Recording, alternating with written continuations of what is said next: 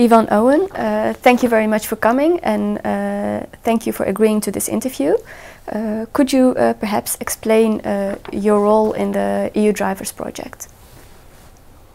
Well, I'm part of the BrainsBusiness project from North Denmark, and I run a sub-project within that project for computer science, trying to establish collaboration with industry in 3 fields: knowledge dissemination and innovation processes and entrepreneurship.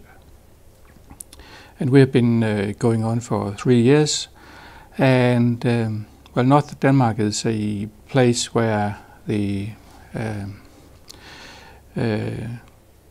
industry is not particularly dependent on research. It's rather traditional. Most of the industry is rather traditional, and it has been a hard job to establish collaboration with companies for 2 reasons. One being that they are pretty small. We have many SMEs, and the other is that the bigger companies have headquarters outside the region. So R&D and decision making and things like that are taking place elsewhere. So it has been an uphill battle to attract companies. So if you take the EU Drivers program, I think one of the things I have learned here is that many projects seem to have similar problems, that it is in fact more complicated to establish collaboration with companies, in particular SMEs, than you would think.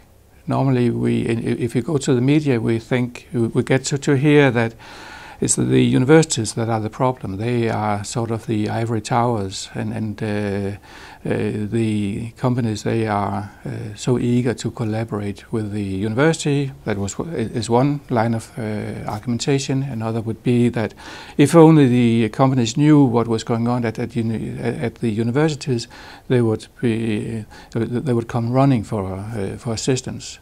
And I believe that in particular for SMEs, these 2 assumptions, none of those are actually accurate.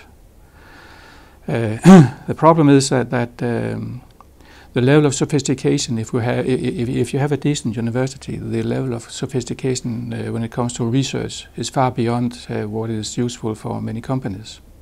So you could call that ivory tower, but it's simply the objective of a university to produce high quality research. The other problem is that the time frame for small companies is very short. They have limited amount of resources, and they need to see results in a short run. Typically, they also are working in projects, so the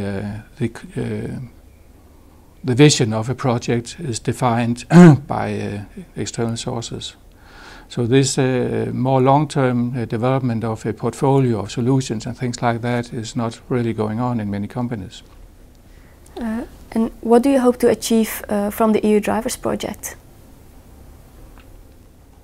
Well, first of all, it's very good to see the range of approaches, the diversity among the projects here.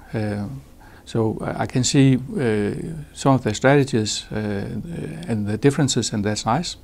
And I can also see some of the things we have in common, namely that it's rather conspicuous that we do not have any industry representatives at this EU Drivers workshop, and we haven't had for a while.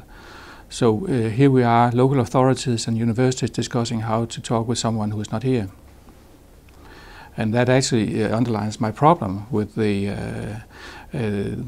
idea of industry, university, authority, triple helix kind of collaboration, that we may have to look beyond what is the aim of the EU Drivers. So if we would have to do EU Drivers again, or to make a new version of it, I think we should look much more into the context of the collaboration. See if we could establish a context where small companies would find it feasible and indeed necessary to engage in collaborations.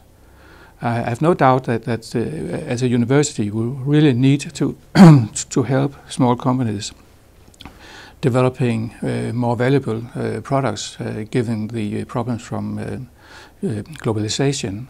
So we're pretty keen on trying to make the products and processes more valuable in small companies.